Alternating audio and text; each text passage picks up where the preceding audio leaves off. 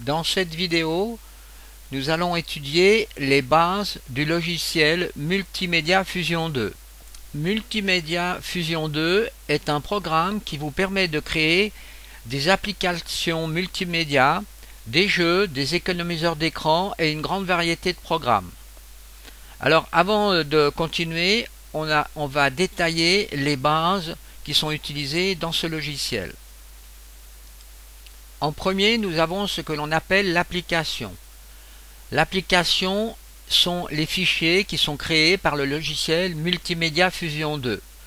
Le suffixe utilisé pour les fichiers enregistrés est .mfa. Les projets sont simplement un ensemble d'applications chargées en un seul coup. Les applications sont listées dans la barre espace de travail, donc à cet endroit, avec comme extension MFP. Alors là, on a trois applications différentes, Mi-Game, Car Game et Solitaire. Ensuite, on a les scènes.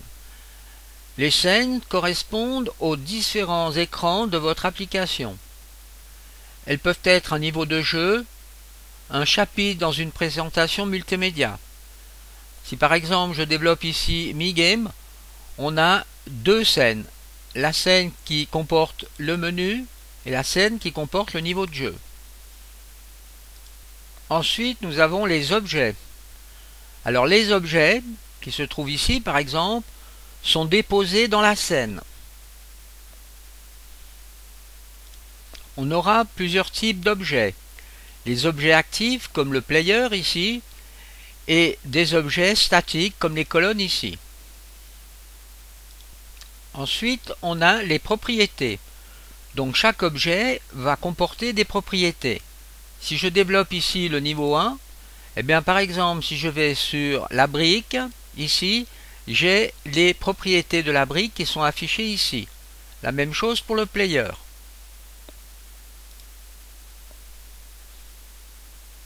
Donc on retrouve ici la barre des propriétés.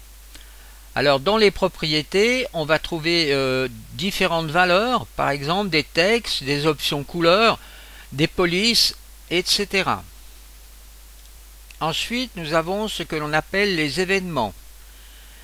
La logique de votre application est définie dans les événements. Ce sont les événements qui détruisent un objet, qui créent un fond, qui créent des calculs. Les événements représentent le moyen de programmer votre application. Vous entrez les événements dans l'éditeur d'événements. Nous avons ici l'éditeur d'événements. Alors ce qu'il faut savoir aussi, c'est qu'un événement est constitué de conditions et d'actions.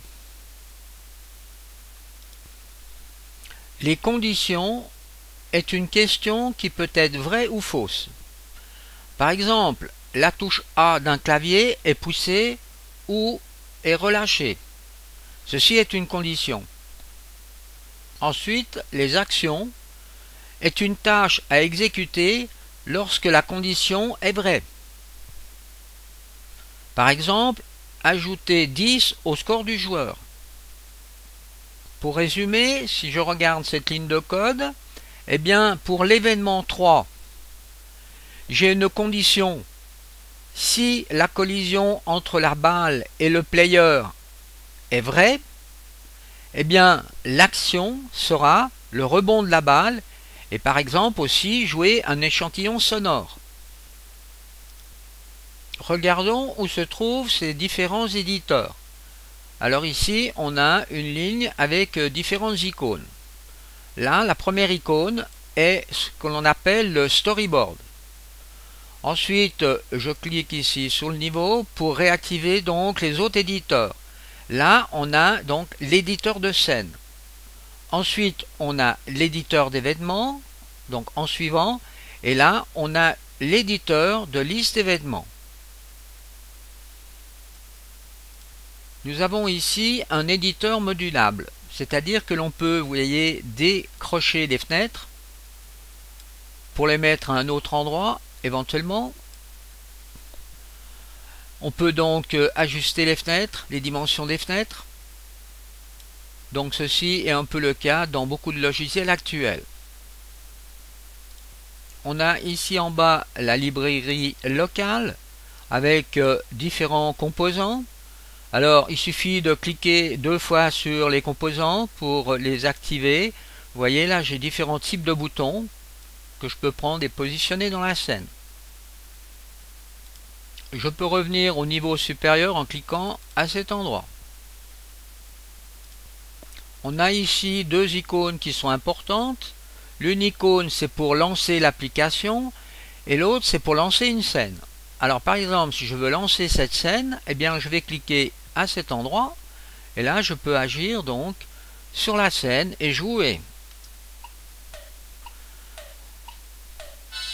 Dans le cas présent pour ce jeu je fais Escape pour sortir du jeu. Alors attention, si le jeu n'est pas programmé pour que la touche Escape sorte du jeu, eh bien il vous faudra faire Alternate F4. Maintenant cette icône ici nous permet de lancer l'application. Eh bien si je clique maintenant sur cette icône, vous voyez que l'application en somme est constituée dans cet exemple de 2 scènes, menu et niveau 1. Donc ici je suis au niveau de la scène menu. Alors il suffit d'appuyer ici dans ce jeu sur la barre d'espace pour aller dans le niveau 2. Donc là on a vraiment une application complète.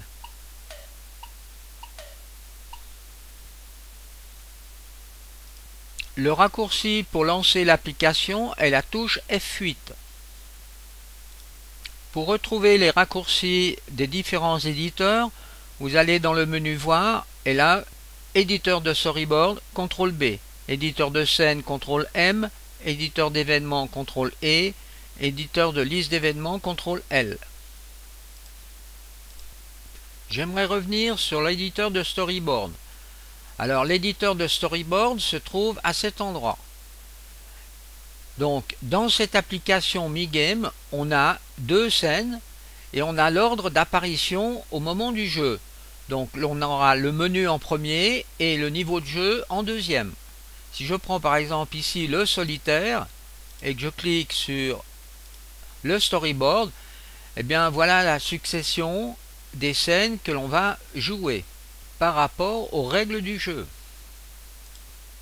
On a ici une loupe qui nous permet d'agrandir ou de diminuer donc les différentes scènes du storyboard. Si on se trouve par exemple dans le storyboard et qu'on aimerait aller voir directement la scène titre solitaire, on peut cliquer ici pour aller dans l'éditeur de scène solitaire. Et là de nouveau vous avez aussi la possibilité de zoomer la scène.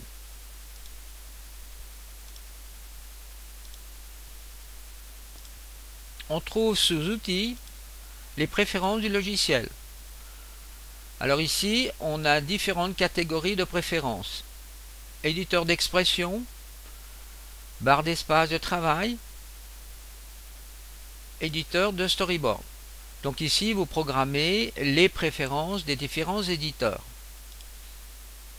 Dans les préférences options générales, ici, on a le système de sauvegarde des copies de notre application. Alors vous définissez ici le nombre de copies que vous voulez obtenir. Ensuite, au moment de la construction de votre application, donc en général à la fin, on peut demander le nom du fichier en cochant cette variable ici. Ici, vous pouvez aussi vérifier la mise à jour. Donc jamais ou bien définir tous les jours, toutes les semaines ou les mois. Ici, on trouve le niveau d'annulation. Ceci est utile lorsqu'on fait undo ou rideau. Là, on a l'exporteur. Donc on peut définir le type d'export que l'on veut obtenir. Alors ceci va dépendre bien sûr des plugins que vous avez rajoutés à votre logiciel. Donc pour rappel, undo et rideau se trouvent à cet endroit. Donc lorsque l'on fait par exemple une erreur, on clique sur un objet, on le déplace, on s'est trompé, alors on peut faire undo.